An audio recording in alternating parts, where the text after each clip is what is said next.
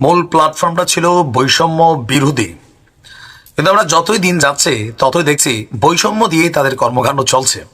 খোদ জাতীয় নাগরিক কমিটি, বৈষম্য বিরোধী ছাত্র আন্দোলন, সমন্বয়ক, নতুন রাজনৈতিক দল সবকিছুতেই একটা সিন্ডিকেট কোরাম আমরা দেখছি। এর বাহিরে যাদের রক্তের উপর দাঁড়িয়ে তারা আজকে রাজনৈতিক দল গঠন করছে, পদ পদবি তারা কি বলা হয় যে ধরেন এনজয় করছেন, অথবা আগামী দিনে কেউ প্রধানমন্ত্রী হবেন, কেউ প্রাডুস হবেন, চিন্তার স্বপ্ন দেখছেন, অনেকে এগুলো এনজয় করছেন। কিন্তু আহত ছাত্রদের অবস্থা কি? আমার কাছে খুবই আশ্চর্য লাগে যে ছাত্রদের উপর যখন আমরা ভরসা করতে চাই, আরে শেখ হাসিনারও তো পতন হয়েছে মুক্তিযোদ্ধা করতে। একটা ডায়লগের কারণে তো পতন তৈরি হয়ে গেল যে কোটা কি মুক্তিযোদ্ধার নাতিরা পাবে না, রাজাকারের নাতিরা পাবে। একটা ডায়লগ, সর্বশেষ জায়গাতে মুক্তিযোদ্ধার কার্যত তিনি অনেক কিছু মুক্তিযোদ্ধার ইস্যুতেই বিতর্কিত হয়ে গেছিলেন, চেতনা ইস্যুতে। আচ্ছা, এই ছাত্ররা জুলাই আগস্টে যারা আহত হয়েছে তাদের জন্য তো এখনই চেতনা নাই। যদি থাকে, আমরা যখন এই ভিডিওটা করছি, রাজধানীর তেজগাঁওয়ে ডক্টর ইউনুসের যেই মানে মূল কার্যালয় আছে, সেই কার্যালয়ের মধ্যে টানা ২৬ ঘন্টা যাবত অবস্থান কর্মসূচি পালন করছে গণ অভ্যুত্থানে আহত যারা, তাদের ব্যানারে অবস্থান নেওয়া আন্দোলনকারীরা। গতকাল ২৬শে ফেব্রুয়ারি সকাল ৯টা থেকে তারা এখানে অবস্থান করছেন।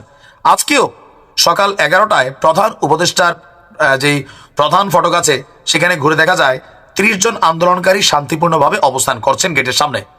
জাতীয় পতাকাবাহী সরকারি গাড়ি দেখলেই তারাই স্লোগান দিচ্ছেন, ১ ২ ৩ ৪ সব শালারা বাটপার। কেন তারা বাটপার ডাকছে? তাদের বক্তব্য যে রাতে এখানে তারা খোলা আকাশের নিচেই অবস্থান করেছেন। সকালে অনেকে আশেপাশে গিয়েছেন, ফলে মানুষ কম। তবে দেশের বিভিন্ন জেলা থেকে যারা জুলাই আহত হয়েছেন তারা রওনা হয়েছে দাবি আদায়ে। বিকাল এবং দুপুর নাগাদ তারা সবাই এখানে যোগ দিবেন। তো কি দাবি? আহতদের চিকিৎসা পুনর্বাসনের দাবিতে আসলেও এখন তারা এক দফা দাবিতে অনড়টা কি দেখেন, এদের দাবি যৌক্তিক। তবে এদেরকে অনেকে আহত লীগ বলছেন আর কি। যাই হোক, তাদের বক্তব্য হচ্ছে যে জুলাই আন্দোলনের সময় কিশোরগঞ্জে ছিটাগুলিতে আহত হয়েছিল নাজমুল হাসান। পরে তিনি চিকিৎসা নিয়েছিলেন ময়মনসিংহ মেডিকেল কলেজ হাসপাতালে। নাজমুলের বক্তব্য, আমাদের আহতদেরকে ৩ ক্যাটাগরিতে ভাগ করে বৈষম্য তৈরি করেছে এই সরকার। অনেকে গুলিবিদ্ধ আছেন, তাদেরকে সি ক্যাটাগরিতে রাখা হয়েছে, যা স্পষ্ট বৈষম্য। আমরা চাই ২টা ক্যাটাগরি। আমাদের এ দাবি আদায় হওয়া না পর্যন্ত কর্মসূচি চলবে। দাবি আদায়ের আগ পর্যন্ত আমরা এখানে অবস্থান করব। সারা বাংলাদেশ থেকে তারা আহতদেরকে ডেকেছেন। প্রায় ৭ মাস হয়ে গেল এদের চিকিৎসার জন্য, এদের সুস্থতার জন্য, এদের পুনর্বাসনের জন্য আমরা না দেখছি ছাত্রনেতাদের কোনো ভূমিকা। দেখি কোথায়? এরা যখন বেশি গ্যাঞ্জাম লাগাই ফেলে তো সার্জিস উড়াল দিয়ে আসে, হাসনাত উড়াল দিয়ে আসে।